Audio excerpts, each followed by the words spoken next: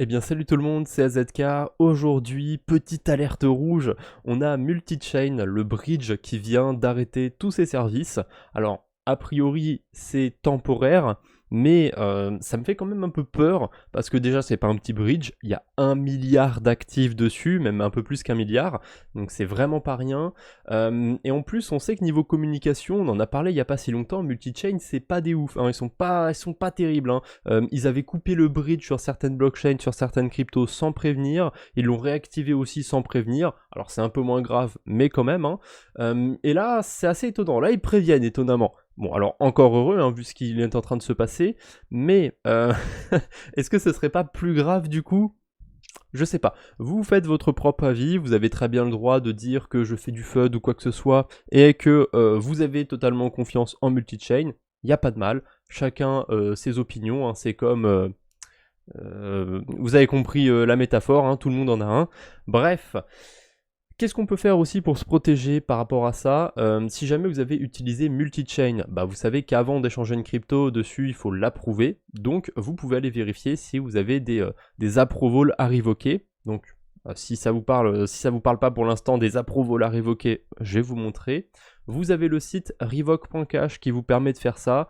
Alors bah moi je vais, comment on fait déjà? Get started. Voilà. J'ai pas l'habitude de l'utiliser, je pense que ça se voit. Vous pouvez voir avec quel protocole vous avez interagi. Alors a priori, j'ai pas interagi avec Multichain sur Arbitrum sur ce wallet. Peut-être sur une autre blockchain, on va voir la BSC. Oh là, j'ai plein d'approbations ici, c'est le bordel. Mais pas de Multichain, enfin a priori, parce que quand je vais sur mon wallet Rabi, quand je vais dans Approvals, là, je peux trier par contrat, je peux mettre directement multi-chain. Je trouve que c'est vachement bien foutu, hein, sur Rabi. Et là, je vois que j'ai un approval sur la BSC et un sur Arbitrum.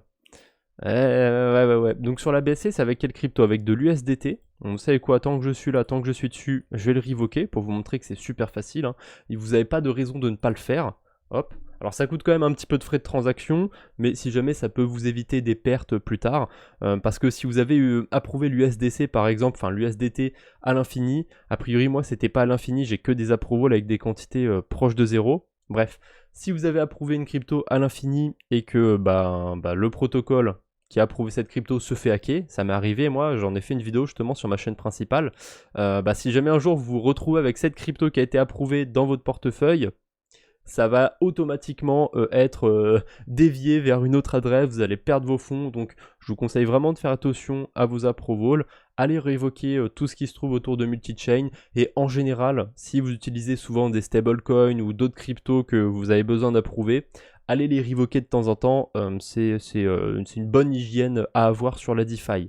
Bref, c'est à peu près tout ce que j'avais à vous dire par rapport à multi-chain. A priori, si jamais vous avez utilisé le bridge, il y a moyen d'avoir une compensation ou de récupérer les cryptos qui ont été envoyés. Bon, évidemment, elles ne seront pas bridgées, ce serait sur la chaîne de départ. A priori, hein, je n'ai pas testé et j'ai pas spécialement envie de tester pour être honnête avec vous.